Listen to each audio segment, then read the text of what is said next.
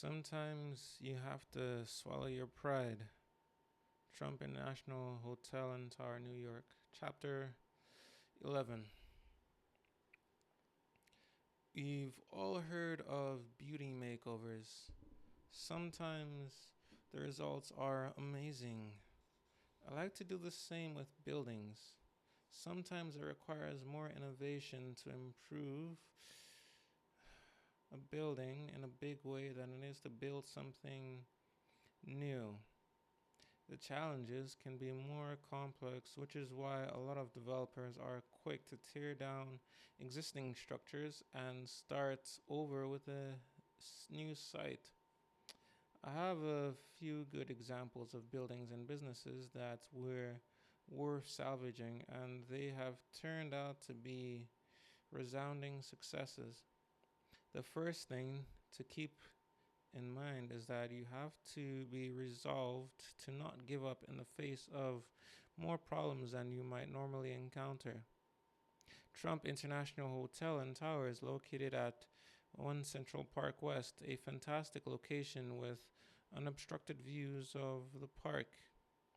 It has been rated the number one hotel in travel and leisure, and the New York Post, which what a lot of people don't know is that it was formerly the Gulf and the Western Paramount building. It was owned by General Electric, which had Jack Welch, John Myers, and Dale Frey at the helm. And it was an office building. It really stands out because it's one of the few tall towers on the west side. It went up in the early 1600s, 1960s rather. Just before zoning, laws were passed that would prohibit such tall buildings at that location. This building managed to attract a lot of attention, not just because of its height, but because of some construction problems that had the tenants on edge. For one thing, it swayed in the wind and would flex at the top with winds of 15 miles per hour. All buildings have some flexibility, but this was an exceptional situation. Elevators would stop, and some tenants even said they felt seasick. Once, when there was a high wind, the upper windows fell out. These episodes were legendary. Let's just say this building had some problems, some pretty major problems. Also, it was not quite constructed very well because the outside curtain was made of glass and cheap aluminum, and it was chock full of asbestos. The good news was that the building structure was classic and had a wonderfully high ceiling. It was worth saving for those important reasons alone. When I heard this building was up for sale, I called Dale Frey and asked to meet him. That's when I found out he was receiving calls from many major developers around the country. I would have a lot of competition. However, I arranged for a meeting and I explained that if the building was completely demolished, it could only be rebuilt as a 19-story building versus the 52 fabulous stories that it was. That alone was a big reason to see what could be salvaged, but it would require a lot of research, which I simply immediately started doing. What I suggested was that the steel structure could be strengthened, and the high ceilings would be ideal for a residential building, which was also a hotter item on the market than a business space would be. This was the perfect location for a luxury residential building. General Electric seemed impressed with my ideas and I felt good about their positive reaction to everything I had presented. My only concern at this point was that I was just emerging from some financial problems, so they might be hesitant to take the chance on me. What happened next came as a shock. Dale Frey called to tell me that While he liked my plans a lot, they were putting the job out to bid. They would ask for some of the biggest real estate firms in the country to put in a bid, and he hoped I'd be among them. I was astonished by this because I had spent a lot of time on my concept and had explained it to them personally. Now I had to start over and bid on it like a newcomer to the project. I felt miserable and a bit outraged by this turn of events. I'd basically be entering a public contest, which I didn't think was necessary. I was wondering if they had just been humoring me all the time. Even though they appeared to be interested and impressed with my ideas, what could I do? I was definitely interested. I'd already spent a lot of time and effort on this, so I finally swallowed my pride and decided to just go for it. I like challenges, and this had become an even bigger one. Not that I was happy about it, so I worked on a fantastic and detailed presentation. When I say I put everything into what you're doing, this was a good example. It seemed like ages, but General Electric finally came to say they were going with me. Being chosen by this power group to develop this incredible site was wonderful news. Trump International Hotel and Tower would become a reality. It made all the aggravation of the process worth it.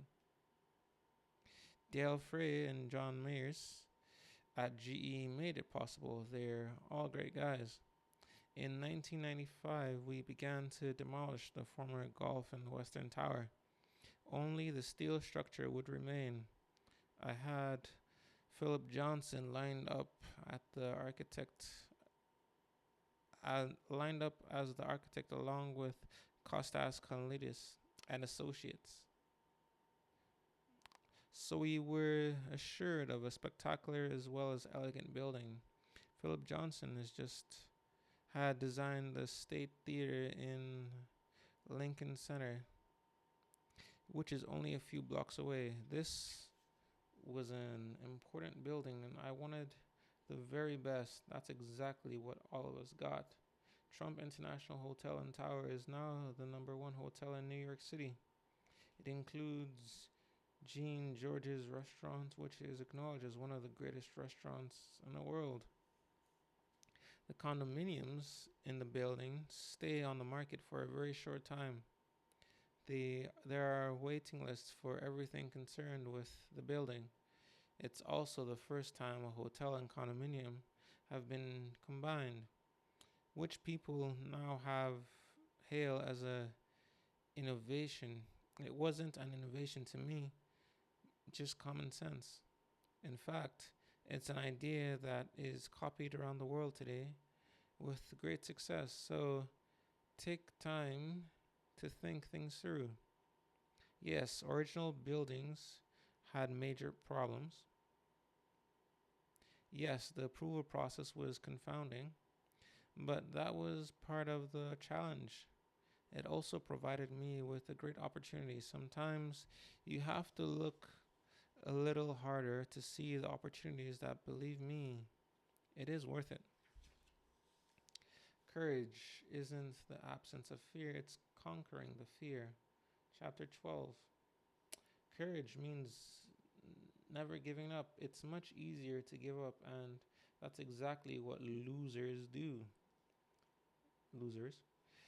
Being knocked down is one thing, staying down is another. Some very ordinary people have accomplished remarkable things simply by being persistent and never giving up. Abraham Lincoln is a good example. His courage made him extraordinary. On The Apprentice, the candidates must first go through a grueling audition process. There have been millions of applicants and only a few people are chosen. Those aren't terrific odds. That's why I firmly believe that there are no losers on that show. The people who try out for the program show great courage to begin with. They are all winners. Being fired in front of millions of people is not easy, but that's part of the deal, and they persist anyway. Most of them say the experience was worth everything they put into it, whether they won or not. Hemingway wrote the now familiar phrase, courage is grace under pressure. Think about it. Some days we are faced with challenges that we'd rather not have to deal with, but we get up and deal with them anyway. That's courage. It requires a certain poise. Maybe it's not heroic. Maybe every day it's going to bring calamitous situations, but it's an example of bravery that we can all understand. Self confidence is a component of courage that we all need. Sometimes we need a push in the right direction. I worked with a young executive who had never done any public speaking, so he decided he wasn't any good at it. He told me so, and I thought to myself, he hasn't even tried public speaking, and he tells me he's not good at it. I had a feeling he'd be good at it. A few months later, when I realized I wouldn't be able to make a dinner engagement that included a short speech, I told him he'd have to step in for me. He told me I don't do public speaking. I said to him, you do now. End of conversation. Do you know what? He's become an accomplished speaker today. Courage isn't the absence of fear, it's the conquering of fear. The phenomenon of stage fright is a good example. I read an article recently about how common stage fright is even among professional actors. There are a lot of very accomplished and famous performers who deal with it regularly, sometimes for decades. They don't let their fear get in the way of their passion. I'm used to speaking in front of tens of thousands of people, and I find it enjoyable. But I've often had people ask me if I get nervous. I don't. I just go out and do it. Winston Churchill was a great orator, but I read he spent a lot of time developing this skill. He wasn't a natural in the beginning, but he worked at it until he mastered it. Become a powerful and mesmerizing speaker, Churchill did. One of his most famous speeches during World War II included these words: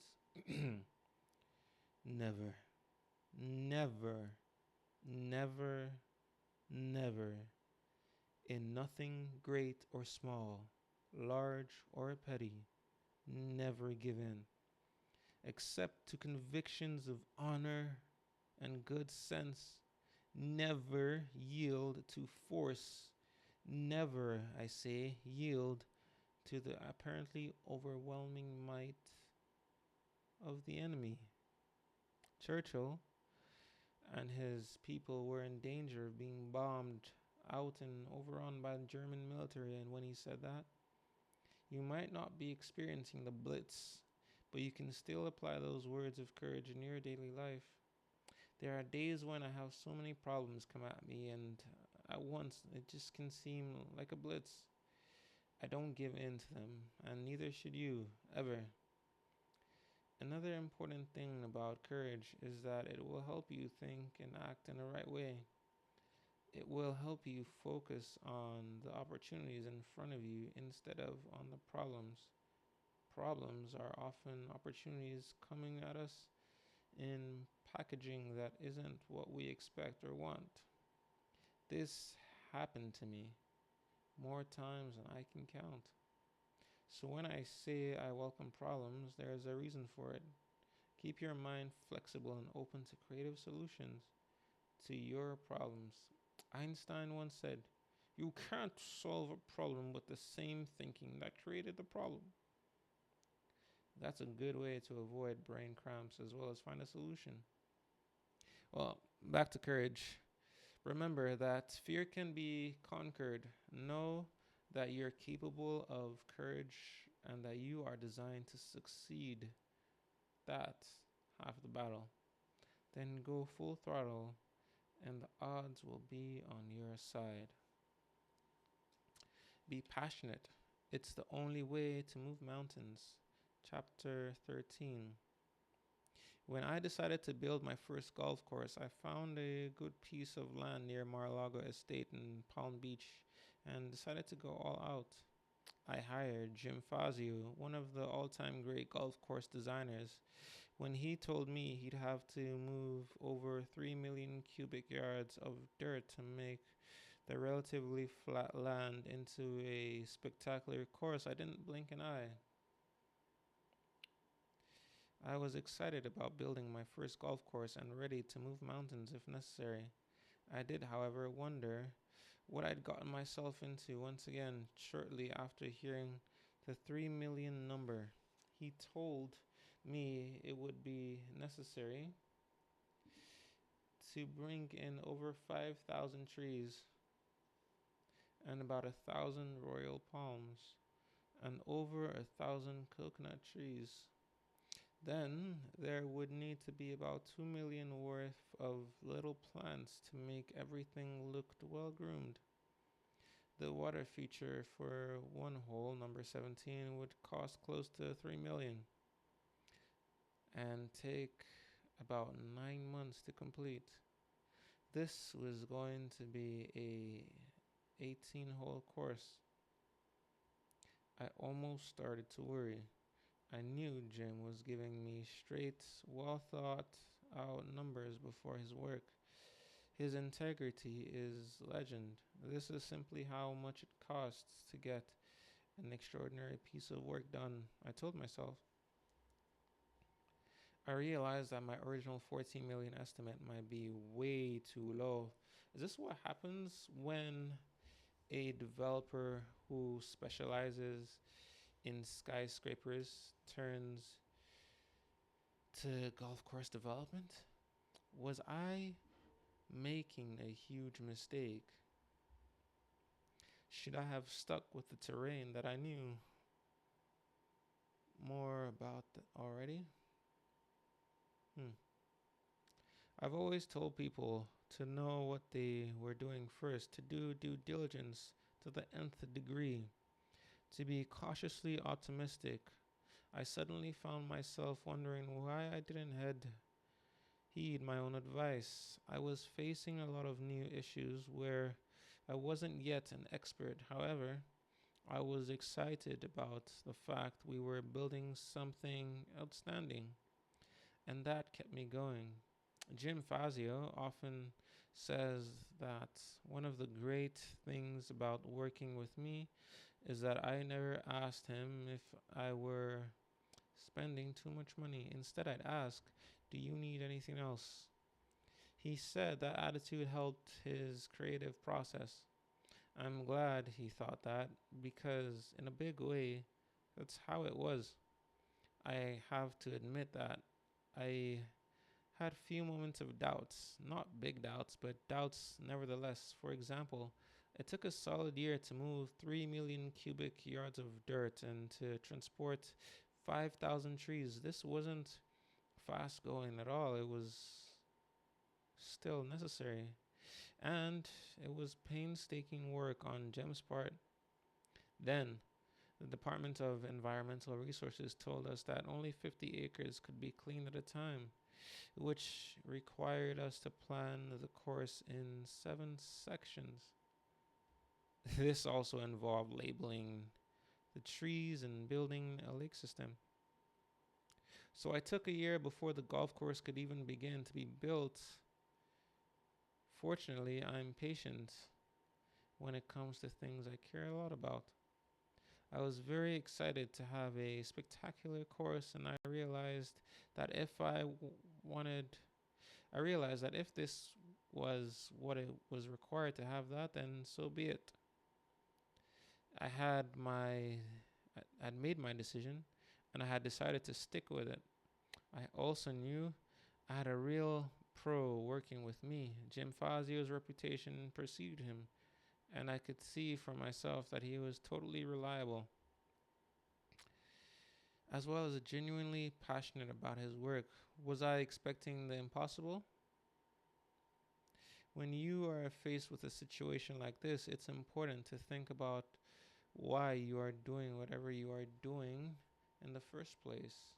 There are always going to be some problems, and if you can remind yourself of your original goal, it helps to clarify and shed light on any doubts you might be having. Having done that, I was reassured and ready to move forward.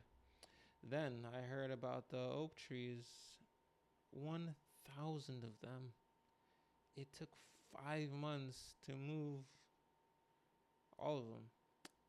And because each of them had to be wrapped and only three could be hauled at a time, three oak trees were 20 to 40 foot tall. They would line the fairways and would be worth it, I hoped. It was around this time I had heard about the gopher tortoises. This was definitely a new dilemma. I'm used to zoning problems, but tortoises? Turtles? 60 of them, in fact? They had to be cared for, absolutely. We were entering their turf, and we wanted to make sure we found an equal or better environment for them. Safety relocating them became a priority. I learned a lot about gopher tortoises.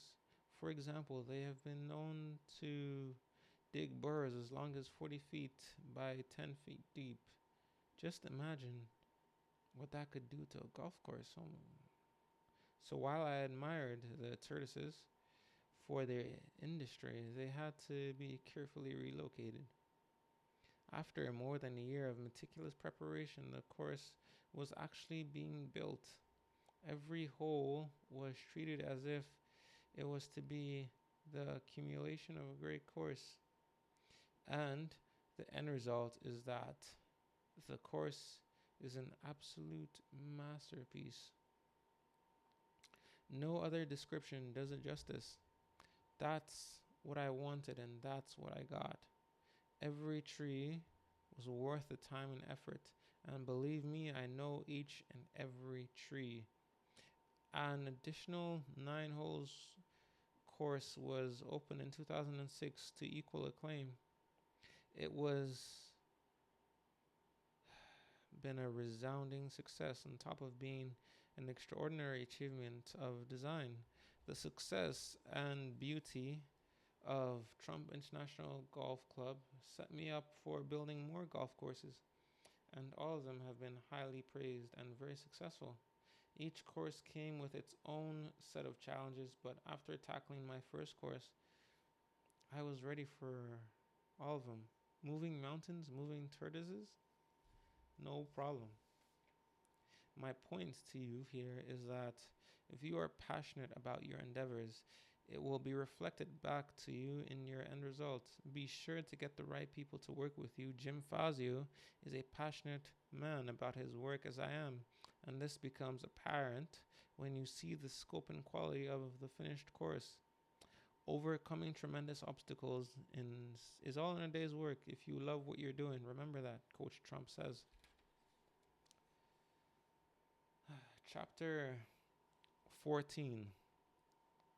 If you see big problems, look out for big opportunities. Today, Grand Central Station in New York City is beautiful, both as a sight as well as a sight. It's in a thriving, well kept neighborhood. However, in the 1970s, it was a different situation altogether.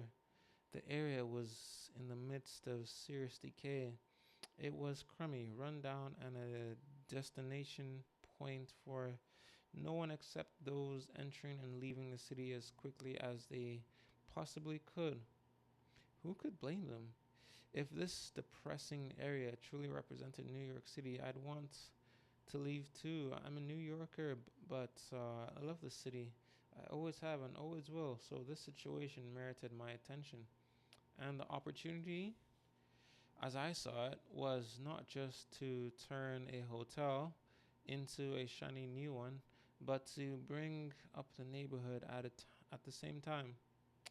It's that think big attitude that I have Why do one thing when you can accomplish two or more at the same time? The old Commodore Hotel next to Grand Central was in big trouble. It was a disgraceful sight. The people passing by were on their way to good jobs, coming from the good homes. They were they would continue this daily trek unless the city folded up and went goodbye. This wasn't likely to happen. I knew that the neighborhood was ready for a change, and acquiring the Commodore Hotel became a quest.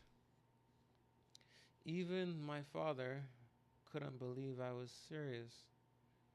He said buying the Commodore at a time when the Chrysler building is in bankruptcy is like fighting for a seat on the Titanic.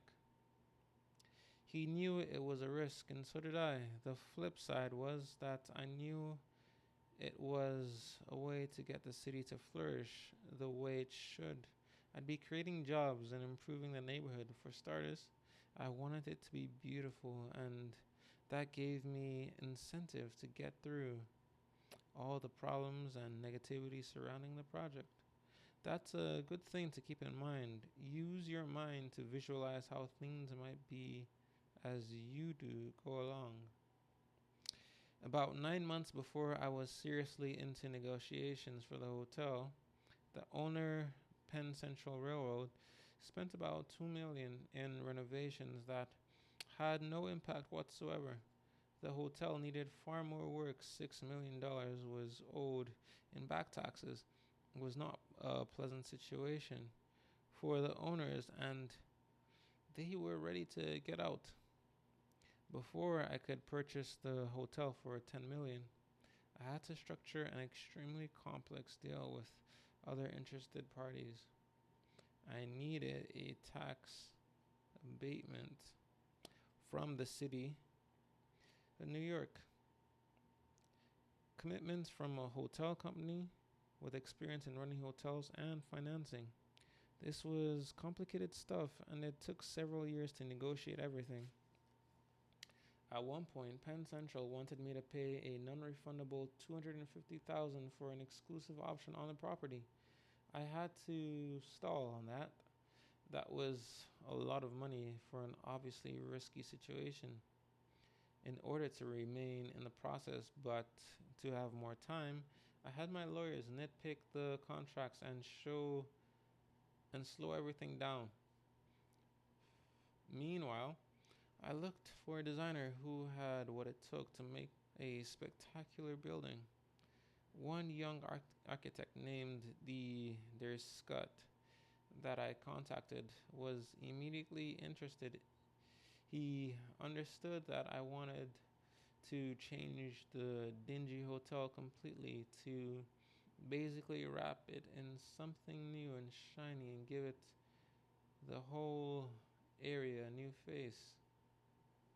Note that I wasn't sure if this deal was even going to go through, but because my goal was so clear in my mind, I went ahead and took the time to meet with an architect as if the project was a done deal.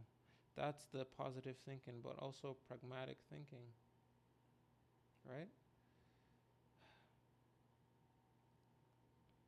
Keep things moving forward. If one thing does not work out, another will. Meantime, I will have met and connected with an architect that I respected, who respected me. If this deal fell through, I'd already known someone to reach out to for the next big project. I did hire their Scott to do some drawings, and I asked him to make the presentation and look as sleek as possible. I also started to look for an operator for the hotel. The hotel business was new to me at the time, so I ended up needing to find someone with experience, a lot of it, because my proposal was for a 1,400 room hotel with 1.5 million square feet. That's big. I wanted a big operator. And and the big names then were Hilton, Hyatt, Sheraton, Holiday Inn, Ramada Inn. To me, the top of the line was Hyatt. Their hotels were contemporary and light, which would be the perfect antidote to the dark and dreary Commodore. It was also a fact that they didn't have a presence in New York City, though Hilton did. They might be interested. I was correct, they were. I called up the president and we discussed the partnership. However, he was prone to changing his mind after we'd negotiate. And this was seriously interfering with any progress. So I called another executive at Hyatt who suggested I call the guy who really ran the company, Jay Pritzker, of the Pritzker family, who owned a controlling interest in Hyatt. So I did. He seemed eager to meet and came to New York. We made a deal quickly as equal partners. Hyatt would manage the hotel, and after I had built it, I was thrilled. We announced it to the press in May of 1975. I still needed to get financing and a multi-million dollar tax abatement for the city from the city, at least with a hotel partner and an architect and rough cost estimates. I had something to substantial to bring with me along with any big ideas. So I hired a real estate broker who had a lot of experience and who was in his 60s. I was only 27 years old at this time, and having a mature, accomplished presence with me worked to my advantage. We'd been making the pitch together for financing and we'd make a good pair.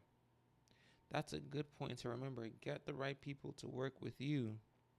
When dealing with Hyatt, it was critical that I'd gone around the president who was slowing things down and called Jay Pritzker directly. Now, finding a dedicated broker who added the right balance to my image was a smart move. I Am I tooting my own horn a bit? You bet.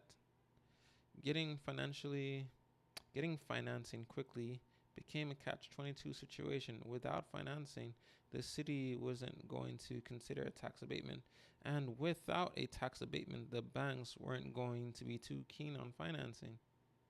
It seemed like a brick wall at every turn. So we decided to change our approach. We appealed to the bankers about we appealed to the bankers' guilt about decaying the city and the fact that they were choosing to look in the other way when someone like me had a great idea to change things for the better. I'd been I'd be changing a prime area that was headed toward becoming a slum into a vibrant new place. How could they not want to be involved? Of course, that didn't work. Here was the moment of truth, though. We finally found a bank that appeared to be interested. We went far with them, putting in less hours and effort when a key guy suddenly changed his mind and brought up some inconsequential issue in order to kill the deal. We came up with every conceivable argument, but the guy was implacable. He would not budge. It was at this point that I said to my broker, let's just take the deal and shove it. I had it. You're probably surprised to even hear me say it, but it's one of the few times I just wanted to throw in the towel. But this one of a few times I just wanted to throw in the towel. It was my broker and my lawyer, George Ross, who convinced me to keep going, pointing out how much time and effort had already been devoted to this project. I quickly resolved to stick it out and see this through. I'm not a quitter by any nature, but I'm telling you this so you'll know there have been times where I faced difficulties that seemed greater than the rewards. That was definitely a low point, but because I hung in there, because it became a turning point. Afterwards, my resolution became even stronger. I decided to approach the city even without financing and explain the situation. The Hyatt Hotel organization was anxious to come to New York, but the costs were too high. Unless the city gave us a break on property taxes, I was blunt to the point and it was effective. The city agreed to a deal that would essentially make us partners, and I would receive a property tax abatement for 40 years. It was a it was a deal that benefited everyone. I would buy the Commodore for 10 million, with 6 million going to the city for back taxes. I would then sell the hotel to the city for $1, and they would lease it back to me for 99 years. Was this complicated? Hell yeah. But it worked, and we eventually got financing from two institutions. One of them was directly across the street from the Commodore. I don't think they wanted their neighborhood to continue into decline, which they knew it was headed for. They knew a new and beautiful hotel could bring back the area to prime time, prime space, and prime business. I don't know if you have seen the Hyatt at Grand Central, but it has four exterior walls of mirrors as a facade, which reflects all the wonderful architecture of the area. That first, incredibly, this is a first made people furious because it didn't fit in with the existing neighborhood design. What they didn't realize was the reflections of the surrounding buildings emphasized their beauty and importance to the Manhattan skyline. Now, people and critics love this building. It started the revitalization of the Grand Central area and opened in 1980 to great success. Today, it's a hub of New York City, thriving and beautiful. I'm very happy for my sake and for the city of New York that I didn't decide to give up on this one. Expect problems and setbacks. It's all part of the game. If you're not running into major challenges, you're not doing something easy.